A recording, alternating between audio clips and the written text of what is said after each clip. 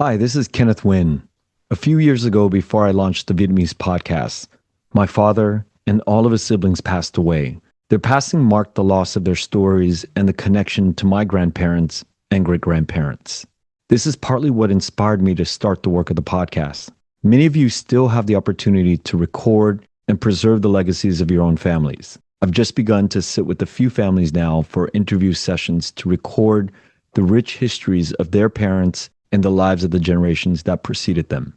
Don't let your family's stories go untold. Take a moment to reach out to me, and together we will bring out your family's story on a recorded journey. I've included the link in the episode description. Visit vietnamstorybank.com today for more information. Hi, I'm KT Nguyen. I'm a psychological thriller author, and my debut novel, You Know What You Did, just came out in April from Dutton Books, and it's a story of a first-generation Vietnamese artist and how her life begins to slowly unravel following the death of her mother.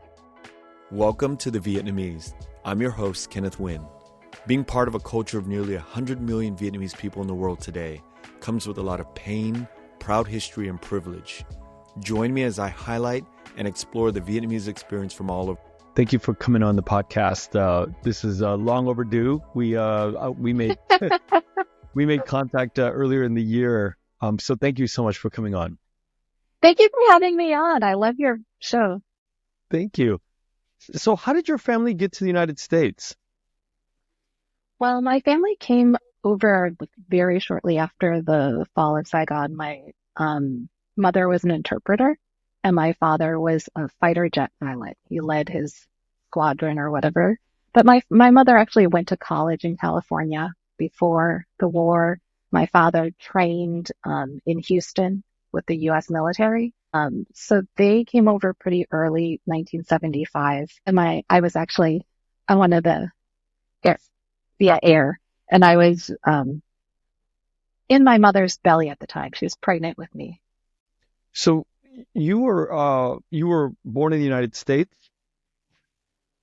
Yep, same here. I was in my mother's belly Really? yeah, 75. You were born in 75? Yeah. You look so young. You too. I think You look so young. When did your family come over? they came over, they left in April 1975 as well, and then they arrived in the United States probably by October of 1975, and then my mom had me in November 1975. I was born in November 1975. What? Okay. But we came in through the 23rd. We were in Northern California. Oh my God, Not we're Southern. 5 days apart. Wow, that's crazy. I thought you looked so young. I was like watching some of the videos. I was like, oh, he's much younger than me. We're not gonna, I'm not gonna know the lingo. That's Well, crazy. it is crazy. You're born 5 days ahead of me, 5 days before me. Yeah. So we were in a refugee camp in Northern California, and we ended up moving. I have four siblings who are much older than me. I was the youngest, and we ended up moving to Ohio. Of all places, at the time in the 80s, there were still auto plants, steel factories. Yeah. And I think through a Vietnamese connection, my dad ended up getting a job there. So we moved to the middle of nowhere in Ohio. Yes, my parents did a few months in Ohio as well, coming through from Really? the East Coast. Yeah, coming from the East Coast to California. They spent a few months in Ohio. They had friends in Ohio. Yeah. I was really surprised because growing up there were no Vietnamese. Very few where we lived. It's the most So random thing, right? yeah. Yeah. Yeah. And I swear, I don't know if this is possible, but I swear I remember this. Like it's not a fake memory of going across the country. They put everything into a orange VW van, like a used VW van. All five kids, my mom and dad, and they drove across country from California. So where did you end up growing up? Ohio, Oh, outside of Cleveland, like an hour outside. so you spent most of your youth in Ohio. Yes. Yeah. Yeah. So it was really different because I knew my brothers and sisters, but the closest one in age is 6 years older. And so they graduated and they're a year apart. So every year someone would leave to go to college, or my brother went to the military. Every year someone would leave. And then, so it was just me. And then my parents divorced. So then I was home and it was just me. And I didn't actually interact with a lot of Vietnamese people outside of my family until college. So it was really, I think a lot of people who end up relocating or being located to different places in the Midwest have a similar experience. Yeah, that's it's true. And it changes the fabric of who you become. I mean, if you're not growing up around a lot of Vietnamese people, it's very different. People our age that grew up in Orange County with a big concentration of Vietnamese Yeah. people, Yeah. they're very, I mean, obviously they're very different people, and people who grew up in Ohio or Texas are away from the Vietnamese community. And what makes this all interesting for me, these kind of interviews interesting, is to see the variance of how the thinking of somebody who grew up in Ohio, same generation as me. And I'm here to explore that.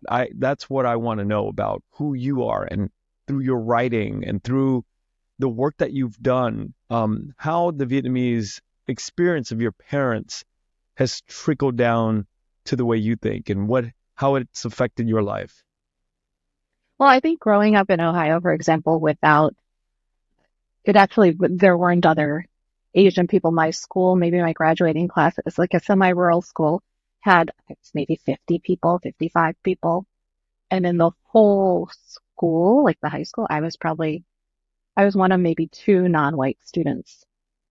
So it's a very different experience. And I think that it has its benefits because when you never fit in and you're always on the outside, in a way, there's less, Yeah, there's definitely um, less yeah, pressure. Yeah, and you become something different than if you're growing up in a more homogenous sort of community like Orange. exactly, exactly. And I don't think I, any way is better or worse, but I think that, you know, just the act of sort of going through all of this growth outside of the community is worth talking about. I'm so sorry, but I'm trying to find you. The whole thing went away. I don't know Okay. if you can edit this. I'm trying to Yeah, find yeah, we can edit it. Yeah, is we it can edit it. it's on Chrome? Okay, yeah, here. Can The you whole see me picture now? went away. I can see you. Yeah. Okay, I was trying to silence my notifications and I clicked something and sorry. no problem. Okay. Okay. Yeah. So yeah, I was just talking about the aspect of growing up outside of the community. It's interesting to me that whenever there is Vietnamese people that are growing up outside of it, they become different. It becomes different from growing up in Vietnam. There's 100 million people in Vietnam. Then there's another few million people living outside of Vietnam. But there's gradients, there's variances of how Vietnamese people turn out because of growing up in Ohio, being one of two people who are not the white person in your graduating high school class. Yeah, it's definitely different. I mean, obviously there are the obvious negative effects of being isolated, but then there are also positive aspects because you do feel like you never fit in, so you might as well do your own thing. You might as well do whatever you want. And I think there's part of uh, an automatic rebellious, well, I had it, a rebellious response to prejudice or people thinking less of you. There's an automatic feeling of I'm actually better. I can do better, like trying to really be your best self. I was the only one from my school, probably the first one to go to an Ivy League school. And it wasn't pressure from my family or anything. Yeah, It's just like if you have nothing else to do because you're isolated, you read a lot. And I think that's why I yeah, became an author. Like my family, we were really one of my happiest memories is my parents eventually divorced and there was a lot of difficulty, but one of my happiest memories was when I was quite young and we went to the public library because you go there and you can borrow an endless amount of books. It doesn't cost anything. Everyone can get a library card. And so I would just I read voraciously. I just read and read and read. And so I think that's one way that being isolated affected me in a positive way. Yeah. Do you ever think about um, living entirely in the Vietnamese community to see what that experience is going to be like or would be like? Well, for, let's see, 9 years, 10 years, we lived in the Bay Area, my husband and I. Yeah, we were working out there. I worked in San Francisco and my brother lived in San Jose. So we we would go down there to eat, we go around, and it's just a very different experience, obviously, than the way I grew up. Um, it's just crazy. Like the entire, whole different culture, TV channels, movies, everything. It's just a whole Hmm. different experience. What I begin to start to explore this, what I'm calling an affliction. It's an affliction of where we as Vietnamese people start to really begin to take on these attributes where we think that there's a standard of whiteness and we don't even detect it. But when we step back and we look at certain patterns of how we're thinking, we can see it. And I'm beginning to explore that more and more in the podcast, which is there are certain standards of beauty, certain standards of whiteness that when you're living away from the Vietnamese or even within the Vietnamese community, you start to think of your identity, your physical way you look at yourself, the way you look at who you're attracted to. All of these things are things that we're afflicted with that people in Vietnam don't have to live with. And I'm Well, wondering, yeah, go ahead. oh no, I've actually, when I was in my 20s, I lived in Asia at various points, not Vietnam, but I lived for a year in mainland China, in Beijing and Shanghai, traveled to Hong Kong. I also lived in Taiwan and Taipei for a year, various studies.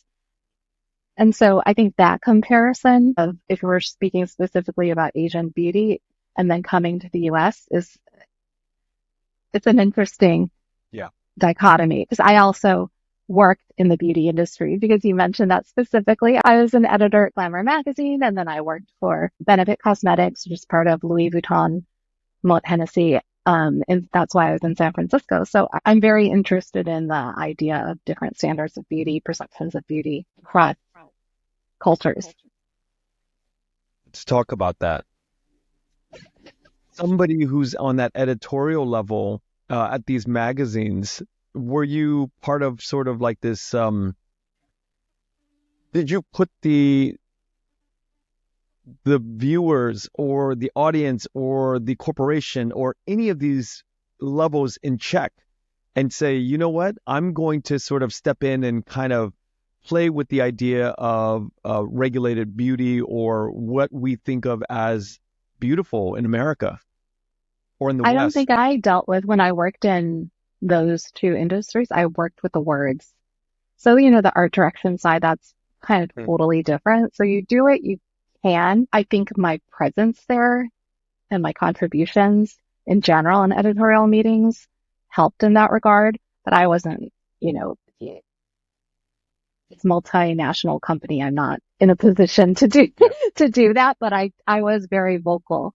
And it's interesting there I've encountered people who on the business side, there are certain standards of beauty in China, for example, and all of these Western beauty companies want to go in and like be very profitable there, but then they'll completely disregard the standards of beauty there and Yeah. select models or select styles that are just for the US.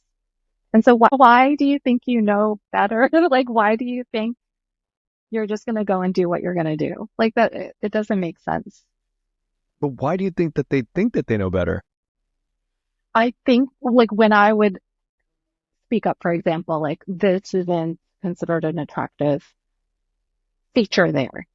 So they would think, well, that's wrong. Why don't we broaden the, view? Like what's wrong with that? We should be like groundbreaking there. And that's not the culture if you really want to enter into the market and sell beauty products. You're not going to sell them by having someone who people would objectively find like not that attractive. Why did you get out of the business? I was just in it as a job, and especially on the corporate side, the last 15 years, I was in the corporate side, um, in marketing, and I only did it as a job. And once I'd saved enough money, and I was like during the pandemic, I'm going to do something creative. I'm going to do something that I actually want to spend my time doing, and that's what when I wrote my book. And how long did you have that sort of that burning desire? 0 minutes. I just never had a burning desire to Oh, write. really? Yeah, no, I just wanted to do something creative. I also like to paint. I like to sculpt. I like to do all kinds of things. I sew. So writing is something that I think when you grow up reading a lot, you're a humanities major, you work in a magazine. It's just something that you're always doing anyway, composing stories in your head. So when I decided I wanted to do something as a profession that was more creative, I ended up just sitting down and deciding to write a novel. So you never had a dream of writing a novel or a book? No, and I'd never written before. Like there are all the people with their MFAs or they've like written. Fortunately, no, I literally just started writing like I was still working at the time. I was consulting. I was writing like 500 words a day. That's a lot. Yeah. Yeah, pre-COVID, I was still working in San Francisco, so I flew out every Monday and then I'd come back on Thursday night on the red eye. And so it's just finding time to write little. When somebody who's in the business of the magazines and editorial staff, and when you set out to go, like, I'm going to write a novel, you probably have your ducks in a row, how it's going to get published, how it's going to get out there, right? Or do you just go out and you just put it together, you just write, and then you figure it out later? It's interesting because I was in magazines and in these kind of creative fields, you end up meeting people. So I have friends who have written books, and gotten them published or screenplays or. Yeah. So I think that's part of why I ended up landing writing a book because I have a friend who's published a lot of books, another one who her screenplay just won an award. And I think I was kind of jealous. I was like, hey, I want to do that too. A different friend had a book deal announced. I was like, I want to do that too. So I did. That is such a strange journey. You have no dream. You had no dreams to write a book. Because everybody, most people I talk to in the arts are like, yeah, I was dreaming about it. I've dreamed of becoming a rapper when I was a kid. I've always wanted to do these things. And here What you I are. always I wanted to be as a kid, I wanted to be a solid gold dancer. I can't dance. My mom wouldn't let me do like a lot of athletic stuff. And she was like, girls shouldn't do that. So no, and I'm not very coordinated, but I liked their clothes and I liked their dances. Solid That's what dancer. I wanted to do. And my mom she never pressured me to, a lot of people you hear, you want to be a doctor or a lawyer, your parents want you to do that. My mom was always like, oh, you could write and illustrate children's books, or you could, like paint greeting cards. Like she was always kind of like already thinking I was more suited to something creative. Yep. No, you probably had a lot of ideas for a book. Why this particular genre? The genre is because that's what I was reading at the time during COVID. I've always been a huge mystery buff. And so read tons and tons of, like all my life, I've read mysteries. But during COVID, I don't know, something clicked. And, sometimes people wanted light escapist content during COVID. I actually went the opposite way and I started reading these really dark psychological thrillers because it's just a way of escaping. And so when I wrote my own book, I had just been reading so many of them. I think it came kind of naturally, psychological horror. I was reading Shirley Jackson. I read Stephen King's book on writing. That's the one craft book I was able to read because I have no attention span for those books. But his is really good. And he said a lot of his stories just come from imagining and asking himself, what if this situation happened? And I was walking and I thought, what is this perfect situation of psychological horror? I thought, what if my intrusive thoughts, I have OCD, what if those manifest themselves in real life? Like that would be the scariest story for me. And that's how that story came about. It's an exploration of mental health, and the main character is first generation Vietnamese American. It just makes sense to me because I felt like I could give a lot of uh, complexity to that character. Did you have any other stories, or was that sort of like, did you sit down and go, okay, here's 5 ideas, and I'll just pick the one that connects with me the most? Or was this something that it was burning inside? No, I just literally sat down and started writing, and the story went where it went based on the character. I mean, the basic concept was if intrusive thoughts, these terrible, disturbing thoughts manifested themselves in real life. So it just went from there. It's hard for me to empathize with you because I feel like I'm like most artists. We have and it's hard to get a lot of ideas to the finish line, because you have just we have so much ideas constantly.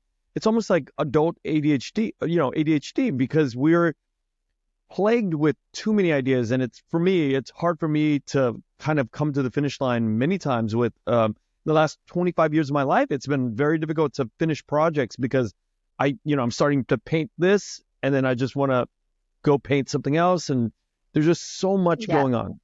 Huh? I definitely hear you because with book two, I wrote 40% of a book, and then I had to stop to do promotion for what you did. And it ended up derailing me so much that when I went back to it, I just felt like I wasn't at the same place in my life to finish writing this book. I read it, it's really interesting, I like it, but then I ended up, so now I'm starting a different project. But I definitely see what you mean because book one, I think because I was just learning the ropes, I was just going through and forcing myself to write bit by bit by bit, and it got done. This one, I don't know if I have too much leeway or too much knowledge now because I almost feel like, oh, I should do this, I should do that, I should do that. So Yeah. what you're saying really does resonate because I've started a couple ideas and then left them. And now I'm like, but the reality is I know I just need to sit down and do it because by doing it, I'll be engaged in the writing. Yeah. And anytime I overthink it or set it aside for a bit, then I will lose interest. I just have to keep with it.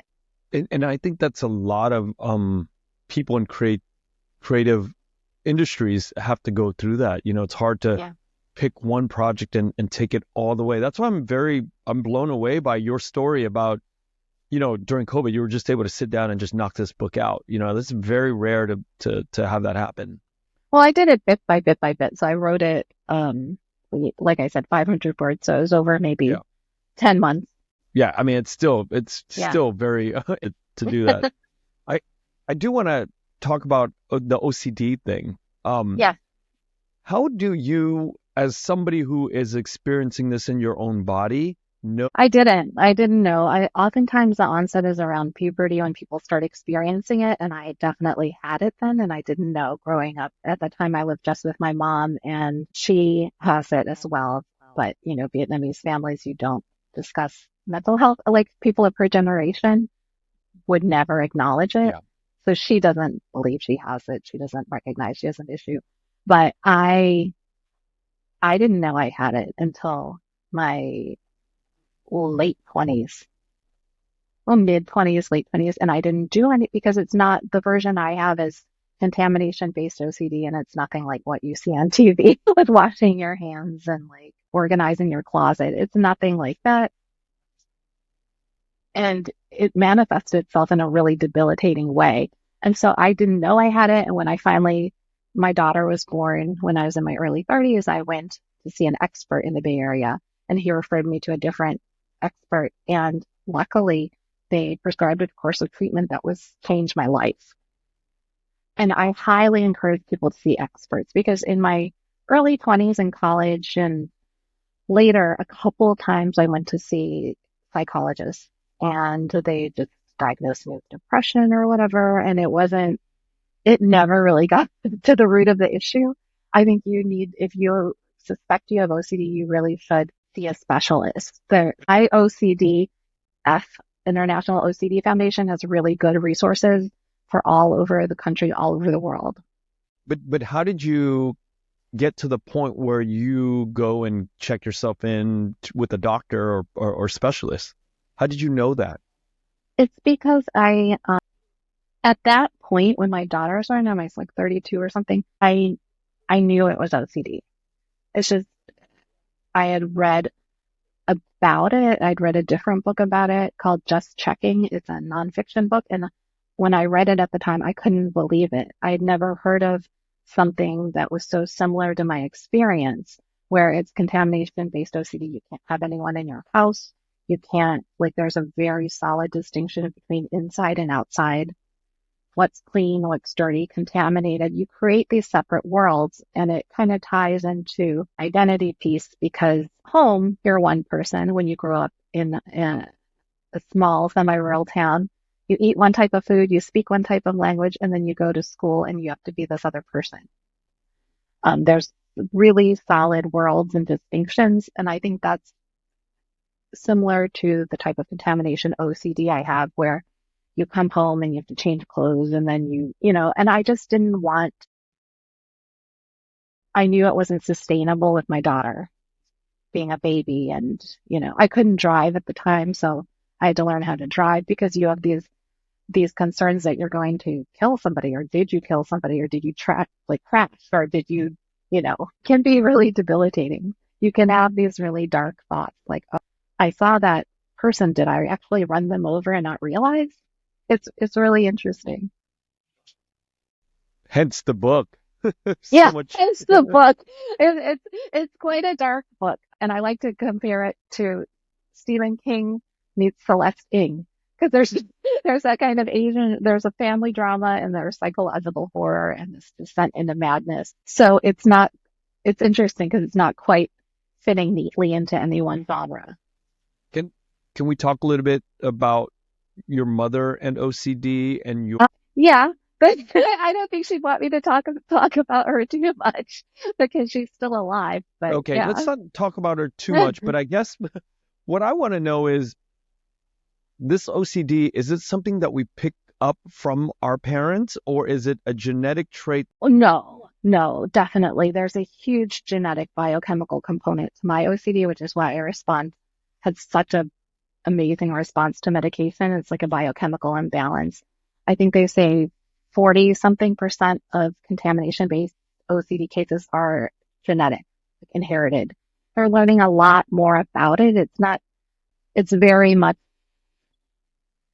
in a lot of cases, biochemical and genetic. In a lot of cases, they're learning more about it every day, but it's definitely not because of learned behavior, because the way that OCD manifests, even though it's the same region of the brain responding, the compulsions can manifest themselves in completely different ways. So someone who checks to see if the stove's turned off, constantly has OCD, but you can also have the kind of OCD where you're going to harm someone, or you worry that something is dirty. There are just so many different kinds. And it's interesting because there have been studies with Vietnam War veterans and refugee families relating to PTSD and cases of OCD. Their incidents of OCD are much higher. Hoarding, a lot of cases, you see veterans on the street, both sides of the war.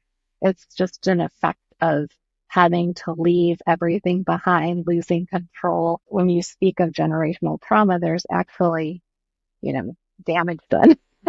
It's crazy to think that come here and be totally unscathed because you have a chance to get a job.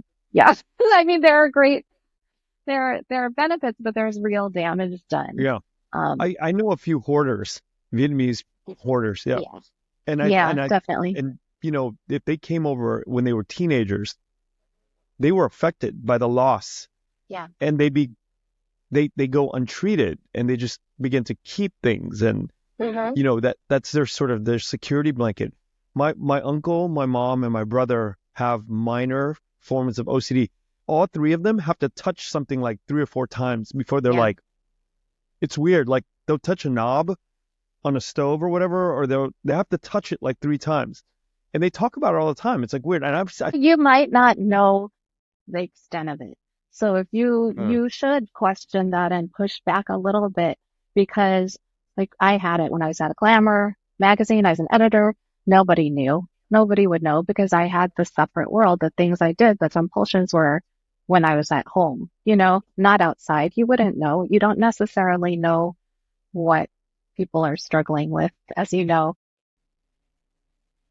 I think that it's just one of the remnants of being a refugee and growing up in that kind of family is very difficult and it's not something that's necessarily acknowledged or talked about a lot. that's very rarely talked about. Yeah. Very rarely. And how can war not damage human beings?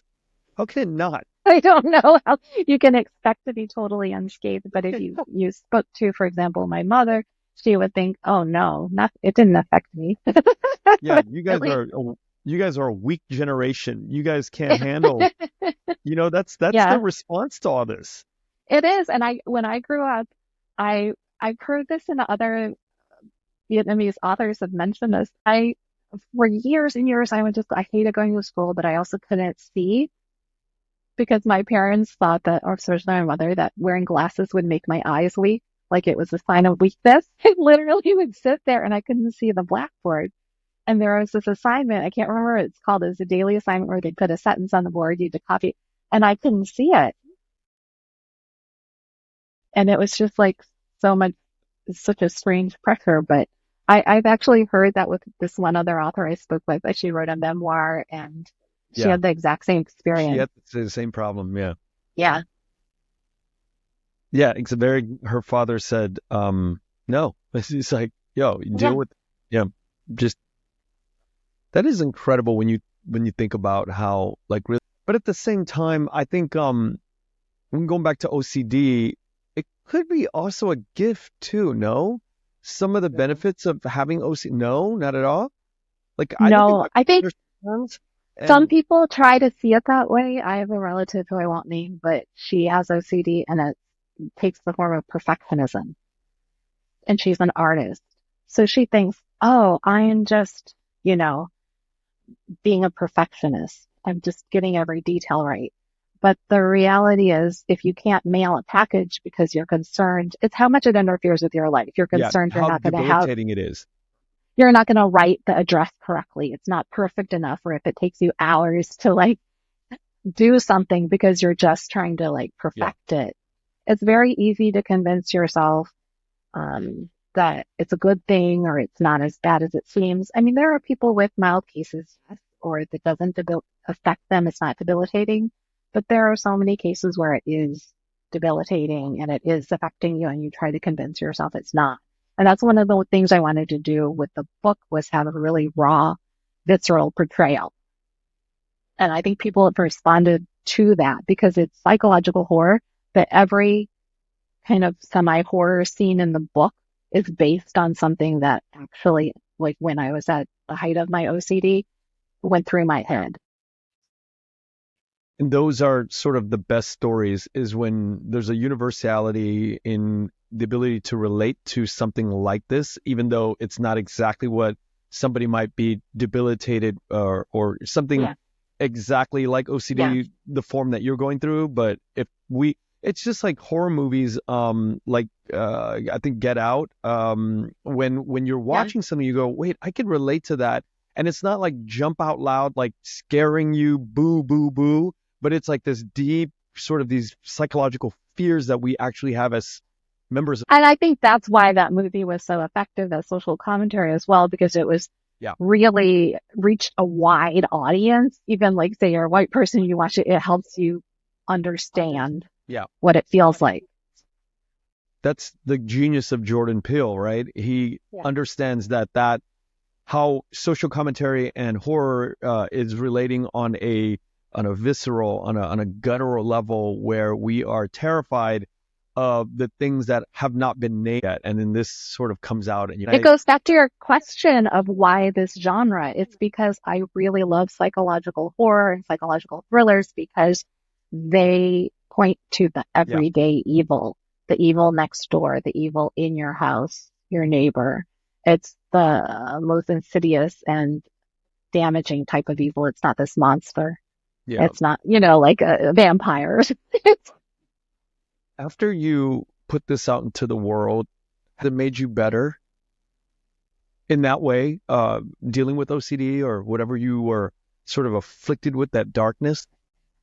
it's just kind of like the book, writing the book thing, because my case, I had very severe OCD, but because of the biochemical aspect, I just literally, I found the right medication and it just literally, I have got it totally under control within like 6 months. Wait, you got it So under control in 6 months? yeah, yeah, because so some people feel like, and it's my personal experience, some people feel like, oh, well, in the book, the character should have gone through cognitive behavioral therapy, exposure therapy. She should have struggled. And that's a lot of people's story. But in my experience, and I mean, that's not the main idea of the book. It's a genre book. It's a fun thriller. Her experience is much more similar to mine. I just literally, this medication helped correct the imbalance. So I have those thoughts, like it's in the room, but I don't need to respond to them at all. I don't need to listen to them. Like I might think, and then the thoughts are also much less. Like I might go to a restaurant and think this something, because I've discussed face obsessive compulsive disorder. I might say, oh, who sneezed on this fork? Or like, this is disgusting, but I'll still use it. In the past, I wouldn't have been able to even, like riding the subway in New York was extremely difficult. There are just a lot of the BART in the Bay Area. I once went home from work and there was like a bag of vomit on the ground. If you have an aversion, you have a specific contamination aversion to bodily fluids, which is what I had. It's kind of not ideal. But luckily, that's why I encourage people to go and see an expert, even if you think you can manage it on your own. I think it's very helpful. Can you imagine all of the homeless people out in the world today Yep. being afflicted by all of these inner demons that are coming from biochemical Yeah. afflictions and being untreated? And you look at society and on how many homeless people are existing in these big and they're just not being treated. And it's just it is pretty simple if we think about like just popping a pill and getting treatment and getting that all under control over, right? It is. I mean, that would be amazing, but having older relatives in my own family, it's not that easy because there is the stigma of mental health treatment. And there are all these other issues to overcome before you can actually take that pill, unfortunately. And you think of people like my mother in her 80s, she's not going to change. Like they're not going to be able to convince her to start taking a pill. But when you look at your mother, do you have this sort of idea that it could help her if she got diagnosed? Do you think it's a biochemical issue for her? Yeah, I think a lot of it would definitely help a great deal. The same with other relatives in my family. But because OCD isn't something that actually makes you a danger to other people or yourself necessarily, it's not something that could be forced upon someone. It has to be your choice. And I think hopefully talking about mental health issues will reduce the stigma a bit. People will feel more comfortable getting help, but they have to do it, make the decision. Can you imagine a lot of us are going through crazy things that could be solved by diagnosis, right? Oh, yeah. Yeah? If you're thinking definitely. about like, a lot of things that are holding somebody back could be an issue of just going to therapy, getting it really, really diagnosed, and then addressing it on a biochemical level and it being resolved. Like this perfectionist person that you're talking about, or, the contamination issue that you're talking about. It could really hamper your progress in life if it goes unchecked for 40, 50 years of your life. And pretty soon you wake up one morning, you're like, my career was stunted because I couldn't look past this issue. Well, three things. One is you should start a startup with that sales deck, that pitch. That's a great idea. Two, my case and my doctor commented on it as well was unusually successful. Most people do need to go through exposure therapy, cognitive behavioral therapy. I had an excellent response to the medication, so that is definitely not the usual response. It's definitely on the more positive side. Totally Have you forgot the been to third thing. Vietnam? I haven't. You have I not. haven't. No, my siblings, my brother has gone. I have never been. Do they Um, feel like they're more Vietnamese? I don't think so because my siblings are 6 to 10 years older than me, and they speak Vietnamese and understand more Vietnamese than they do. How? I think because I grew up with my mom, because they all left and I was home and isolated, definitely understand more and speak more than my older siblings, which is Yeah. strange because I have a sibling who lives in San Jose and is surrounded by Vietnamese people. So I don't know. Yeah. All of this is sort of like for me, it's sort of, pardon the term, it's a mind fuck for me sometimes because I mean, we're all like coming from this homeland, right? Vietnam. And some of us are in our 50s now, and we have no connection to any of the traditional ways or thinking of our parents or people that are existing in Vietnam that look like us, that have our same genetics, but we're very, very, very different. And it's like, for me, I can't stand to live like that. I just I can't be disconnected from that body of people. It's just inside of me where I can't exist and live not knowing that there's like 100 million of the people that look like me is out there existing a certain way, and I don't know anything about it. I just have this like extreme FOMO about the Vietnamese way of living. And you know, the Vietnamese way of living is there's so much color, right? There's just so much variation in Vietnam. But I want to know all of it. And I want to know all of it from the people who grew up in Ohio or the people who grew up in San Jose and Orange County. I want to just be a part of everything. It's so crazy because we're the same age. I think part of it is also because my mother is older and she lives with me and I take care of her. So I think that's partly, I feel like always that connection there. And I don't think I'll go to Vietnam until she's left us. Then I will go. Really? Yeah, she can't travel anymore. At least she could not make that flight. So, um, but my dad, before he passed away a couple years ago, he went back and he visited some of the sites where his brother was murdered, like, killed in the war. And he talked to people, but he towards the end he was very much, because he was a fighter pilot, but towards the end he was very much, oh, we're all the same. He didn't hold harbor grudges or thoughts. He was very much, we're all the same. It's just it's past, but he Yeah, didn't really talk about it a lot.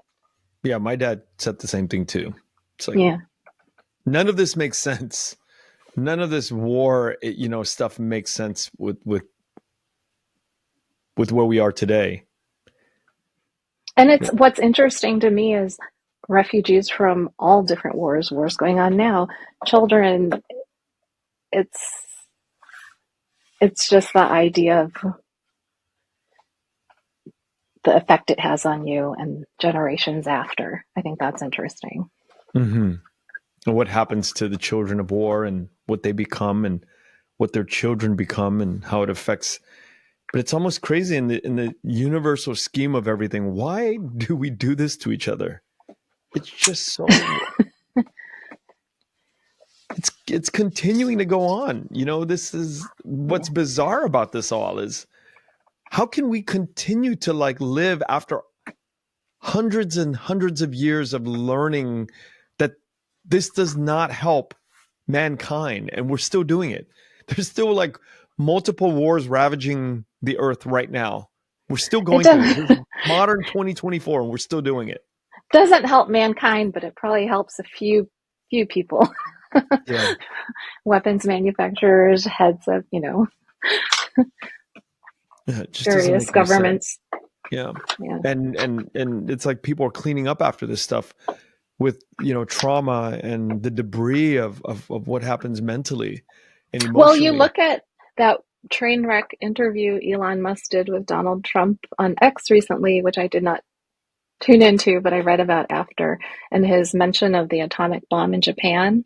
Elon Musk, he said, "Oh, look, people view that as a really awful thing, but it's all fine now. They're a great economy." It's like, really, you're just glossing over all the generations of people affected, the death. If you're really going to view humanity in that Yeah. cold way, then you're not going to be someone who's concerned about war. And they're probably all looking at it that way. And I think for Yeah. somebody who is not really plugged into other people's feelings and how people feel on the ground, Mm-hmm. both of those guys are disconnected in some strange way. I think that's why whatever the creative outlet I choose, I like writing or whatever, I think that all of these art forms help people be empathetic, to see different viewpoints, see the world through a different lens. So I think all of them are incredibly valuable. Otherwise, you end up with a lot of Elon Musk and Donald Trumps. So I don't think Vietnamese people need to encourage their kids to go into the arts. You're saying that they don't need to encourage their kids into the arts? No, they should. They Oh should. yeah, We absolutely. don't need more business people Absolutely. and lawyers in the world.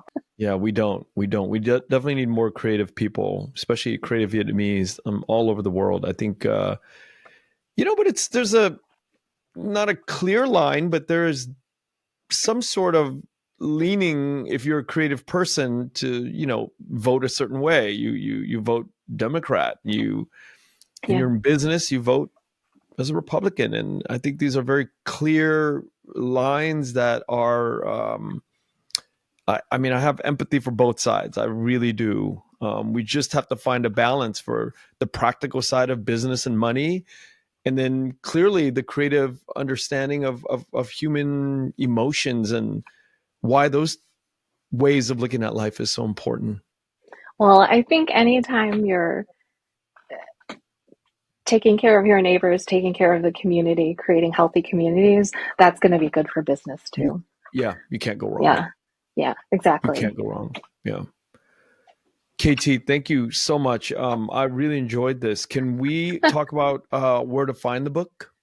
Yes, you can find the book wherever books are sold, actually. It's everywhere. But preferably go to your independent bookstore.